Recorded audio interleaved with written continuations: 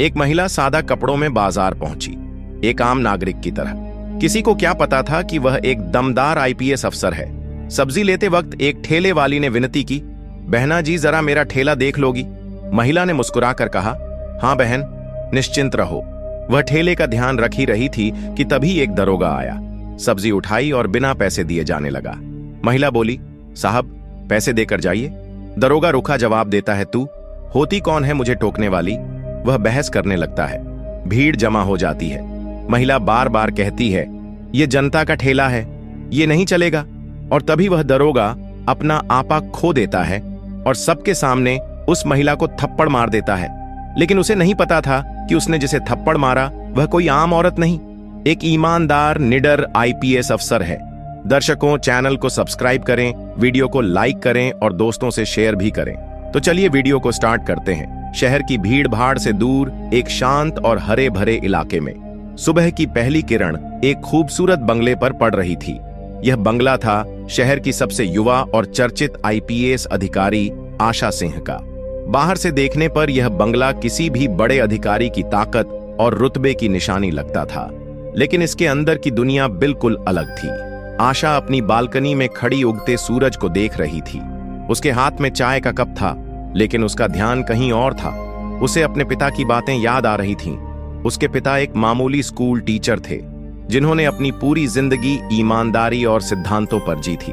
वह अक्सर आशा से कहते थे, बेटा, कुर्सी की ताकत इंसान को जमीन से दूर कर देती है।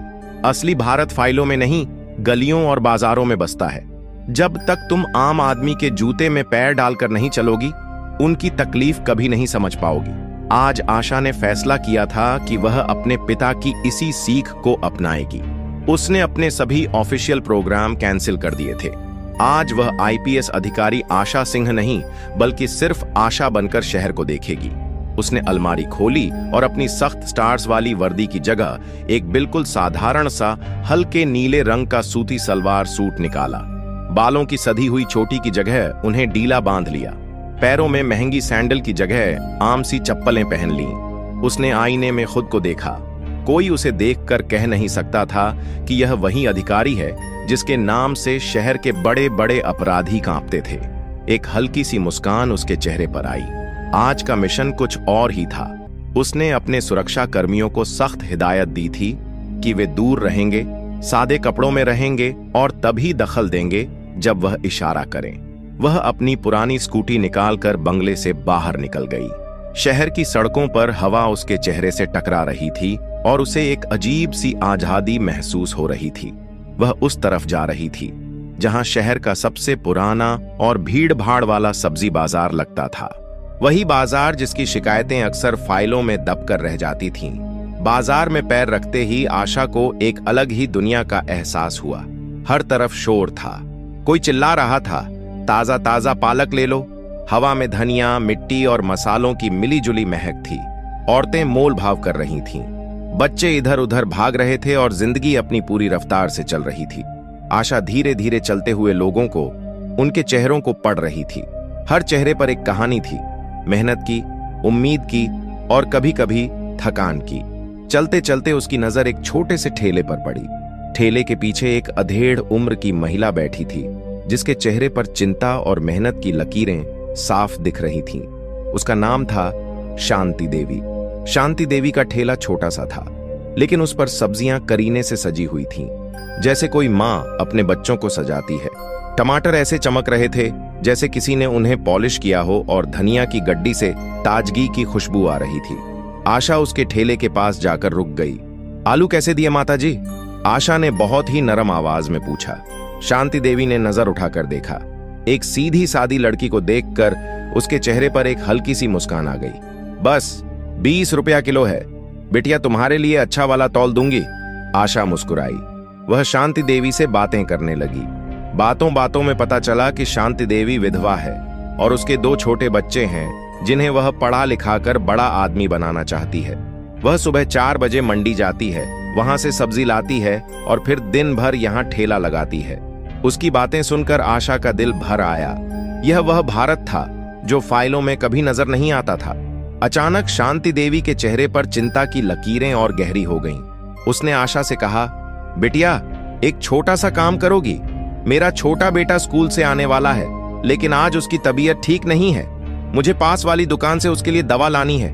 क्या तुम बस 5 मिनट मेरे ठेले का ध्यान रख सकती हो? मैं दौड़कर गई और आई। उसकी आंखों में एक ऐसी सच्चाई और भरोसा था कि आशा मना नहीं कर सकी। उसे लगा शायद यही वह मौका है, यही वह परीक्षा है जिसके लिए वह आज घर से निकली थी। अरे माता जी, इसमें पूछने वाली क्या बात है? आप बिल्कुल फिक्र मत कीजिए, आराम से जाइए और अपने बेटे के लिए दवा ले आइए।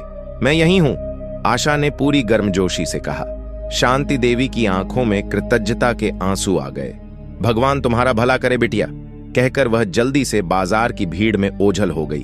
अब आशा उस छोटे से ठेले के पीछे खड़ी थी, जिंदगी को एक बिल्कुल नए नजरिए से देख रही थी। आशा को ठेले पर खड़े अभी कुछ ही मिनट हुए थे। वह एक ग्राहक को टमाटर तौल कर दे ही रही थी कि तभी बाजार में एक अजीब सी हलचल हुई। लोग सहम कर इधर उधर होने लगे। आशा ने देखा एक पुलिस की जीप आकर रुकी थी और उसमें से एक थुलथुले शरीर वाला दरोगा उतरा। उसकी वर्दी पर नाम की पट्टी लगी थी, रणवीर सिंह। रणवीर सिंह की चाल में अहंकार था। वह अपनी मूंछों पर ताव देता हुआ ऐसे चल रहा था जैसे बाजार उसके बाप की जागीर हो। छोटे मोटे दुकानदार उसे देखते ही डर कर सलाम ठोक रहे थे। वह किसी के ठेले से एक सेब उठा लेता तो किसी की दुकान से एक मूली। कोई कुछ कहने की हिम्मत नहीं करता था। सब जानते थे कि यह दरोगा हफ्ता वसूली और मुफ्तखोरी के लिए बदनाम है। घूमता घूमता रणवीर सिंह शांति देवी के ठेले के सामने आकर रुका। उसकी नजर चमकदार टमाटरों और ताजी गोभी पर पड़ी। उसने इधर उधर देखा। ठेले पर एक सीधी सादी सी लड़की को खड़ा देखकर वह मन ही मन मुस्कुराया। आज तो शिकार नया है, उसने सोचा। बिना एक शब्द कहे रणवीर सिंह ने एक बड़ा सा थैला निकाला और उसमें अपनी पसंद की सब्जियां भरने लगा। उसने 2 किलो आलू डाले, 1 किलो टमाटर, एक बड़ी सी गोभी और कुछ नींबू भी उठा लिए। उसका थैला लगभग भर चुका था। आशा चुपचाप सब देख रही थी। उसका खून खौल रहा था। उसे शांति देवी का थका हुआ चेहरा याद आ रहा था, जिसने अपनी पूरी जमा पूंजी इन सब्जियों में लगा रखी थी। यह सिर्फ सब्जी की चोरी नहीं थी, यह एक गरीब की मेहनत थी, उसके बच्चों के भविष्य की चोरी थी। जब रणवीर सिंह थैला उठाकर चलने लगा तो आशा ने बहुत ही शांत लेकिन दृढ़ आवाज में उसे टोका, भाई साहब रुकिए। रणवीर सिंह ने पलट कर देखा, जैसे उसे अपने कानों पर यकीन ना हुआ हो। आज तक उसे इस बाजार में किसी ने रोकने की हिम्मत नहीं की थी। क्या है? उसने रूखी आवाज में पूछा। आशा ने कहा, आपने जो सब्जियां ली हैं उसके पैसे। यह सुनते ही रणवीर सिंह के चेहरे पर एक व्यंग्य भरी मुस्कान आ गई। वह जोर से हंसा। पैसे? हाँ हाँ हाँ, अरे ओ छोकरी, तू नई लगती है यहाँ, जानती नहीं मैं कौन हूं? दरोगा रणवीर सिंह नाम है मेरा, पूरा इलाका मेरे नाम से कांपता है। आशा के चेहरे पर कोई शिकन नहीं आई। उसने उसी शांति से जवाब दिया, आप कोई भी हो साहब, आपने सामान लिया है तो पैसे तो देने पड़ेंगे। ये किसी गरीब औरत की रोजी रोटी है। आपकी वर्दी लोगों की रक्षा के लिए है, उन्हें लूटने के लिए नहीं।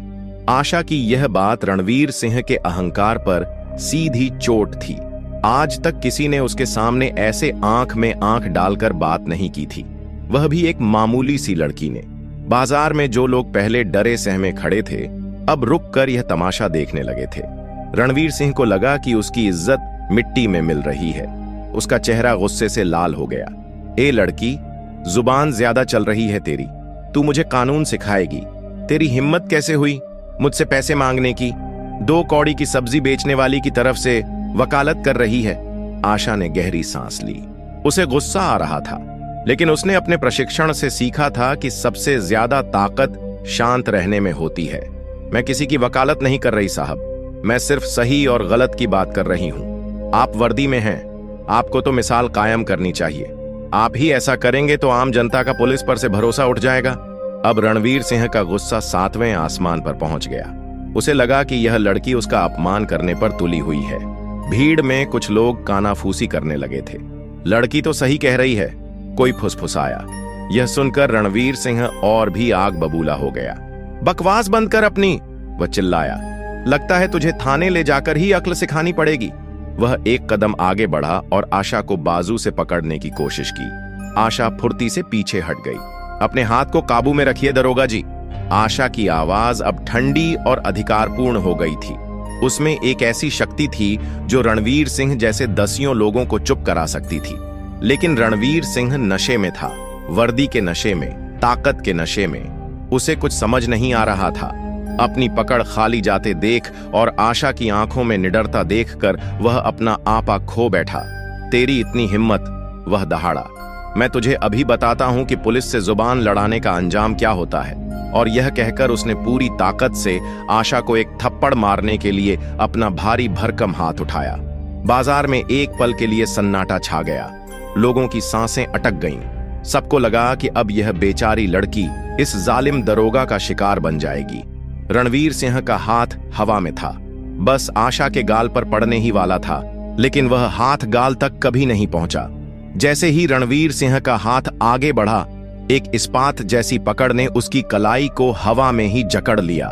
रणवीर सिंह ने चौंक कर देखा।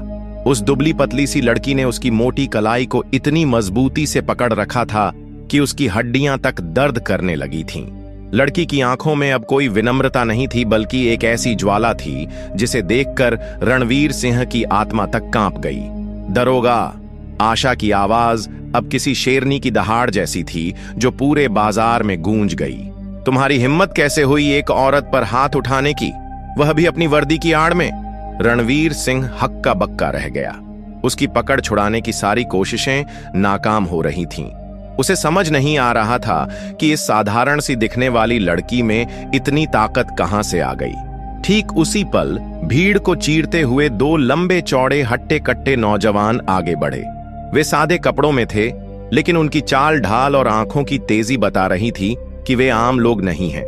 उन्होंने पास आकर रणवीर सिंह को ऐसे देखा जैसे कोई शिकारी अपने शिकार को देखता है। उनमें से एक ने आशा की तरफ देखकर एक सजा हुआ सैल्यूट किया और बोला, मैम आप ठीक हैं? क्या हम इसे संभालें? मैम, यह शब्द रणवीर सिंह के कानों में किसी बम की तरह फटा। बाजार में खड़े लोगों के मुंह आश्चर्य से खुले रह गए। रणवीर सिंह ने आशा की तरफ देखा, फिर उन दो आदमियों की तरफ। उसकी आंखों के सामने पूरी तस्वीर घूमने लगी। यह कोई आम लड़की नहीं हो सकती। आशा ने रणवीर सिंह की कलाई छोड़ दी। उसने अपने छोटे से पर्स में हाथ डाला और एक कार्ड निकालकर रणवीर सिंह की आंखों के सामने कर दिया। कार्ड पर अशोक स्तंभ का चिन्ह चमक रहा था और उसके नीचे मोटे अक्षरों में लिखा था, आशा सिंह, भारतीय पुलिस सेवा IPS। यह पढ़ते ही रणवीर सिंह के पैरों के नीचे से जमीन खिसक गई। उसका घमंड, उसका गुस्सा, उसका रोब, सब कुछ एक पल में भाप बनकर उड़ गया। उसका चेहरा जो गुस्से से लाल था, अब डर से सफेद पड़ चुका था। पसीने की बूंदें उसके माथे से टपकने लगीं। उसे लगा जैसे उसे लकवा मार गया हो। IPS हकलाया। उसके मुंह से शब्द नहीं निकल रहे थे। जिस महिला को वह एक दो कौड़ी की सब्जी वाली समझ रहा था, वह शहर की सबसे बड़ी पुलिस अधिकारियों में से एक थी। जिस पर वह हाथ उठाने जा रहा था, उसके एक इशारे पर उसकी पूरी जिंदगी बर्बाद हो सकती थी। हाँ, दरोगा रणवीर सिंह। आशा की आवाज में अब सत्ता का वह ठंडापन था जो किसी भी अपराधी की रूह कंपा दे। मैं वही IPS अधिकारी हूं जिसके डिपार्टमेंट को तुम जैसे लोग अपनी हरकतों से बदनाम कर रहे हैं। रणवीर सिंह की हालत देखने लायक थी। वह धड़ाम से आशा के पैरों में गिर पड़ा। मैडम जी, मुझे माफ कर दीजिए। बहुत बड़ी गलती हो गई मैडम, मैं आपको पहचान नहीं पाया। वह गिड़गिड़ाने लगा। उसकी आंखों में आंसू थे। आशा ने घृणा से उसकी तरफ देखा। मुझे नहीं, उन लोगों को पहचानो जिनकी तुम रोज इज्जत लूटते हो। उस गरीब औरत को पहचानो जिसकी मेहनत की कमाई तुम मुफ्त में ले जा रहे थे। तुम माफी के लायक नहीं हो। उसने अपने सुरक्षा कर्मी को इशारा किया, इसे यहीं खड़ा रखो, कहीं जाने ना पाए। फिर उसने अपना मोबाइल निकाला और सीधे पुलिस कमिश्नर को फोन लगाया। सर, मैं आशा सिंह बोल रही हूं। मैं इस वक्त सिटी सब्जी बाजार में हूं। यहां एक दरोगा रणवीर सिंह खुलेआम गुंडागर्दी और वसूली कर रहा था। मैंने उसे रंगे हाथों पकड़ा है। उसने मुझ पर हाथ उठाने की भी कोशिश की। मैं चाहती हूं कि उसे तुरंत सस्पेंड किया जाए और उसके खिलाफ पूरी विभागीय जांच बिठाई जाए। फोन के दूसरी तरफ से कमिश्नर की हैरान आवाज आई, लेकिन उन्होंने तुरंत कार्रवाई का आश्वासन दिया। यह सब होते हुए बाजार में जो लोग पहले डरे हुए थे, अब उनकी आंखों में एक चमक थी। उन्होंने आज अपनी आंखों के सामने न्याय होते देखा था। लोगों की भीड़ अब आशा के समर्थन में खड़ी हो गई थी। तभी भीड़ में से शांति देवी वापस आई। उसके हाथ में दवा की पुड़िया थी। उसने यह पूरा नजारा देखा। दरोगा जमीन पर पड़ा है। 2 हट्टे कट्टे आदमी उसे पकड़े हुए हैं और वह सीधी सादी लड़की जिसे वह अपना ठेला सौंप कर गई थी, एक शेरनी की तरह खड़ी आदेश दे रही है। वह कुछ समझ नहीं पाई। आशा की नजर उस पर पड़ी। वह उसके पास गई। उसके चेहरे पर फिर से वही विनम्रता और मुस्कान लौट आई थी। माताजी, आप आ गई। बेटा कैसा है अब? शांति देवी हकलाते हुए बोली। जी बिटिया, ये सब क्या हो रहा है? ये दरोगा और तुम? आशा ने उसके कंधे पर हाथ रखा। कुछ नहीं माताजी, बस थोड़ी सी गंदगी थी जो साफ हो रही थी। आप चिंता मत कीजिए, आज के बाद यह दरोगा या कोई भी पुलिस वाला आपको परेशान नहीं करेगा, ये मेरा वादा है। आशा ने अपनी जेब से पर्स निकाला। उसमें से 500 के 4 नोट निकाले और शांति देवी के हाथ में रख दिए। यह उन सब्जियों के पैसे हैं जो यह ले जा रहा था, और यह मेरी तरफ से आपके बेटे के लिए। उसकी अच्छी तरह देखभाल कीजिएगा। शांति देवी की आंखों से झरझर आंसू बहने लगे। वह कुछ बोल नहीं पा रही थी, बस हाथ जोड़कर खड़ी थी। आज उसे एक अधिकारी नहीं बल्कि एक बेटी मिली थी। आशा भीड़ की तरफ मुड़ी और बुलंद आवाज में कहा, आप सब लोग डरना बंद कीजिए। पुलिस आपकी सेवा के लिए है, आप पर रोब झाड़ने के लिए नहीं। जब भी कोई गलत करे, चाहे वह वर्दी में हो या बिना वर्दी के, उसके खिलाफ आवाज उठाइए। मैं आपके साथ हूं। लोगों ने तालियों की गड़गड़ाहट से उसका समर्थन किया। आशा अपनी स्कूटी की तरफ बढ़ी। आज उसका मिशन पूरा हो गया था। उसने फाइलों में नहीं बल्कि हकीकत में एक समस्या को सुलझाया था। आज उसने अपने पिता की सीख को सही मायने में जिया था। सूरज अब आसमान में ऊपर चढ़ चुका था और उसकी रोशनी में आईपीएस अधिकारी आशा सिंह का चेहरा एक नई उम्मीद और विश्वास से चमक रहा था। बाजार में जिंदगी फिर से अपनी रफ्तार पकड़ रही थी, लेकिन आज यहां की हवा में डर की जगह सम्मान और हिम्मत की महक थी। दरोगा का बदला और आशा की चुनौती। आशा सिंह के उस एक कदम ने पूरे शहर में टहलका मचा दिया था। दरोगा रणवीर सिंह का सस्पेंशन सिर्फ एक खबर नहीं थी, बल्कि उन सभी भ्रष्ट अधिकारियों के लिए एक चेतावनी थी जो वर्दी की आड़ में अपनी जेबें भर रहे थे। बाजार के लोग खुश थे। उन्हें पहली बार लगा था कि उनकी भी कोई सुनने वाला है। लेकिन कहानी अभी खत्म नहीं हुई थी, बल्कि असली लड़ाई तो अब शुरू होनी थी। सस्पेंड होने के बाद रणवीर सिंह गुस्से और बेइज्जती की आग में जल रहा था। वह उन लोगों में से नहीं था जो आसानी से हार मान लें। उस रात वह सीधे पहुंचा शहर के एक बड़े और पहुंचे हुए इंस्पेक्टर विशाल कपूर के पास। कपूर सिर्फ रणवीर सिंह का सीनियर ही नहीं, बल्कि उस पूरे इलाके में चल रहे हफ्ता वसूली के नेटवर्क का सरगना था। रणवीर सिंह जैसे दरोगा उसके लिए सोने का अंडा देने वाली मुर्गियां थे। कपूर साहब, गजब हो गया। उस नई आईपीएस मैडम ने मुझे सस्पेंड कर दिया। सारे बाजार के सामने मेरी वर्दी उतरवा दी, रणवीर सिंह ने गिड़गिड़ाते हुए कहा। इंस्पेक्टर कपूर ने अपनी कुर्सी पर बैठे बैठे सिगार का एक गहरा कश लिया और धुएं को हवा में उठाते हुए बोला, शांत हो जा रणवीर, तू कोई पहला नहीं है। यह नए नए अफसर जोश में होश खो बैठते हैं। इन्हें लगता है कि यह एक दिन में पूरा सिस्टम बदल देंगे, लेकिन सिस्टम पेड़ की जड़ों की तरह होता है, उसे हिलाना आसान नहीं। कपूर ने उसे भरोसा दिलाया, तू फिक्र मत कर, डिपार्टमेंट की इंक्वायरी मैं संभाल लूंगा। बस तुझे एक काम करना है, उस बाजार में जितने भी लोग गवाह बन सकते हैं, खासकर वह सब्जी वाली, उनका मुंह बंद करवाना होगा, प्यार से या दूसरे तरीके से। कपूर की आंखों में एक ठंडी और खतरनाक चमक थी। अगले ही दिन से बाजार का माहौल बदलने लगा। जिन लोगों ने कल आशा के सामने तालियां बजाई थीं, आज उनके चेहरों पर खौफ था। रात में कुछ अनजान लोगों ने बाजार के कई ठेलों को उलट पलट दिया था। शांति देवी जब सुबह अपने ठेले पर पहुंची तो उसकी सब्जियां सड़क पर बिखरी पड़ी थीं। यह एक सीधी सीधी चेतावनी थी। आशा को जब यह खबर मिली तो वह समझ गई कि लड़ाई अब सिर्फ एक भ्रष्ट दरोगा से नहीं बल्कि पूरे सिस्टम से है। इंक्वायरी के लिए उसे गवाहों के बयान चाहिए थे। वह फिर से उसी बाजार में पहुंची, लेकिन इस बार माहौल बिल्कुल अलग था। जिन लोगों ने कल उसे उम्मीद भरी नजरों से देखा था, आज वह नजरें चुरा रहे थे। आशा ने कई दुकानदारों से बात करने की कोशिश की। आप लोग डरिए मत, मैं आपके साथ हूं, बस आपको सच बताना है। लेकिन कोई भी बोलने को तैयार नहीं था। सबका एक ही जवाब था, नहीं मैडम, हमने कुछ नहीं देखा, हम अपने काम धंधे वाले लोग हैं, हमें इन सब चक्करों में नहीं पड़ना। आशा का दिल टूट गया। वह समझ सकती थी कि यह लोग क्यों डर रहे हैं। उनकी लड़ाई रोजी रोटी की थी। वे ताकतवर लोगों से दुश्मनी मोल नहीं ले सकते थे। आखिर में वह शांति देवी के पास पहुंची। शांति देवी चुपचाप अपनी बिखरी हुई सब्जियों को समेट रही थी। उसकी आंखों में आंसू थे। शांति माता जी, आशा ने नरमी से कहा, मुझे पता है आप डरी हुई हैं, लेकिन अगर आज हम सब चुप बैठ गए तो यह लोग और मजबूत हो जाएंगे। यह लड़ाई सिर्फ मेरी नहीं, हम सबकी है, आपके बच्चों के भविष्य की है। शांति देवी रो पड़ी। क्या करूं बिटिया? रात में 2 गुंडे आए थे, कह रहे थे अगर पुलिस के सामने मुंह खोला तो तेरे बेटे को स्कूल से उठा लेंगे।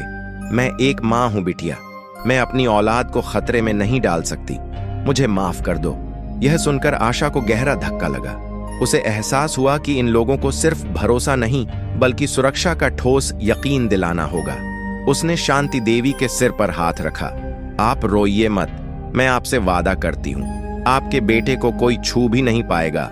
आशा सिंह का मास्टर प्लान और न्याय की जीत। आशा ने तय कर लिया कि वह इन गुंडों को उन्हीं की भाषा में जवाब देगी। उसने अपनी टीम को एक्टिव किया और बाजार में सादे कपड़ों में पुलिस की निगरानी बढ़ा दी। उसने शांति देवी के घर और उसके बेटे के स्कूल के बाहर भी सुरक्षा का इंतजाम कर दिया। अब बारी थी इस खेल के असली खिलाड़ी से मिलने की। आशा सीधे इंस्पेक्टर कपूर के ऑफिस पहुंची। कपूर उसे देखकर मुस्कुराया। अरे आइए मैडम, सुना है आप बहुत अच्छा काम कर रही हैं, शहर की सफाई कर रही हैं। उसकी बातों में तारीफ कम और ताना ज्यादा था। सफाई तो मैं कर ही रही हूं इंस्पेक्टर, आशा ने उसकी आंखों में आंखें डालकर कहा, लेकिन कुछ गंदगी बहुत गहरी और पुरानी है, उसे साफ करने में थोड़ा वक्त लगता है। कपूर समझ गया कि इशारा किस तरफ है। उसने अपना लहजा बदल लिया। देखिए मैडम, आप नई हैं, अभी आप सिस्टम को नहीं समझती। रणवीर सिंह ने जो किया गलत किया, लेकिन छोटी मोटी बातों को इतना तूल नहीं देना चाहिए। इंक्वायरी बंद कर दीजिए, लड़के से गलती हो गई। इंस्पेक्टर कपूर, एक गरीब औरत की मेहनत की कमाई लूटना और उस पर हाथ उठाना आपके लिए छोटी मोटी बात होगी, मेरे लिए यह एक संगीन जुर्म है और जुर्म करने वाले को सजा मिलनी ही चाहिए, चाहे वह कोई भी हो। आशा की आवाज में दृढ़ता थी। कपूर अब अपने असली रंग में आ गया। मैडम, मैं आपको सलाह दे रहा हूं, मान जाइए, वरना इस सिस्टम के कीचड़ में नए कपड़े ज्यादा देर साफ नहीं रहते। कहीं ऐसा ना हो कि आपके ऊपर ही किसी जांच की आंच आ जाए। यह एक खुली धमकी थी, लेकिन आशा डरने वाली नहीं थी। आप मेरे कपड़े की चिंता मत कीजिए इंस्पेक्टर, बस यह ध्यान रखिएगा कि जब यह कीचड़ साफ होगा तो कई पुराने चेहरे बेनकाब होंगे। इतना कहकर आशा वहां से निकल आई। आशा जानती थी कि अब उसे कुछ ऐसा करना होगा जिससे लोगों का डर टूटे और हिम्मत जागे। अगले दिन सुबह वह फिर उसी बाजार में पहुंची, लेकिन इस बार वह अकेली नहीं थी। उसके साथ मीडिया की कुछ गाड़ियां भी थीं। उसने बाजार के बीचों बीच एक माइक लिया और बोलना शुरू किया। मेरे प्यारे भाइयों और बहनों, मैं आपसे वोट मांगने नहीं आई हूं। मैं आपकी अफसर आईपीएस आशा सिंह आज आपसे एक नागरिक बनकर बात करने आई हूं। सब लोग इकट्ठा होने लगे। मैं जानती हूं आप सब डरे हुए हैं, आपको धमकाया जा रहा है। आपको लगता है कि अगर आप सच बोलेंगे तो आपका नुकसान होगा, लेकिन मैं आपसे पूछती हूं, क्या चुप रहकर आप सुरक्षित हैं? क्या हर रोज इस घुटन और डर में जीना कोई जिंदगी है? उसकी आवाज में एक ऐसी सच्चाई थी जो सीधे लोगों के दिलों में उतर रही थी। आप अपने बच्चों को क्या सिखाएंगे? डर कर जीना या सिर उठाकर सम्मान के साथ जीना? फैसला आपको करना है। मैं आज आपसे एक वादा करती हूं, जो भी सच के लिए आगे आएगा उसकी और उसके परिवार की सुरक्षा की जिम्मेदारी मेरी है। एक भी खरोंच किसी को नहीं आने दूंगी। अब आपको चुनना है, डर या आजादी। माहौल में एक गहरा सन्नाटा था। लोग एक दूसरे का चेहरा देख रहे थे। तभी उस सन्नाटे को चीरती हुई एक आवाज आई। वह शांति देवी थी। वह भीड़ में से आगे आई। उसके हाथ कांप रहे थे, लेकिन आंखों में एक नई हिम्मत थी। मैं बयान दूंगी मैडम, उसने कांपती लेकिन बुलंद आवाज में कहा। मैं अपनी बेटी को डर कर जीना नहीं सिखा सकती। जो हुआ मैं वह सब बताऊंगी। जैसे ही शांति देवी ने यह कहा, एक और दुकानदार आगे आया। मैडम, मैं भी गवाही दूंगा। रणवीर सिंह ने मुझसे हर महीने 500 रुपया लिए हैं। फिर एक और। देखते ही देखते दसियों लोग आगे आ गए। डर की दीवार टूट चुकी थी। लोगों का हुजूम अब एक मजबूत आवाज बन चुका था। यह नजारा देखकर इंस्पेक्टर कपूर और रणवीर सिंह के पैरों तले जमीन खिसक गई। गवाहों की लंबी लिस्ट और पक्के सबूतों के साथ रणवीर सिंह का बचना नामुमकिन था। उसे न सिर्फ नौकरी से बर्खास्त किया गया, बल्कि वसूली और हमले के जुर्म में जेल भी हुई। साथ ही जांच की आंच इंस्पेक्टर कपूर तक भी पहुंची। और उसके पूरे वसूली नेटवर्क का पर्दाफाश हो गया। उसे भी सस्पेंड करके उस पर एक बड़ी जांच बिठा दी गई। कुछ महीने बीत गए। शहर का वह बाजार अब बदल चुका था। वहां अब डर का नहीं बल्कि भरोसे का माहौल था। शांति देवी का ठेला अब पहले से बड़ा हो गया था। उसका बेटा अब एक अच्छे स्कूल में पढ़ रहा था। एक दिन आशा फिर से सादे कपड़ों में उस बाजार में पहुंची। शांति देवी ने उसे दूर से ही देख लिया और दौड़कर उसके पास आई। अरे बिटिया, तुम आज तो मेरे हाथ की चाय पिए बिना नहीं जाने दूंगी। दोनों एक बेंच पर बैठकर चाय पी रहे थे। शांति देवी ने कहा, बिटिया, तुमने हमें सिर्फ एक दरोगा से नहीं बल्कि उस डर से आजाद किया है जो हमारे अंदर सालों से बैठा था। आशा ने मुस्कुराकर कहा, यह मैंने नहीं, आप सब ने मिलकर किया है माताजी।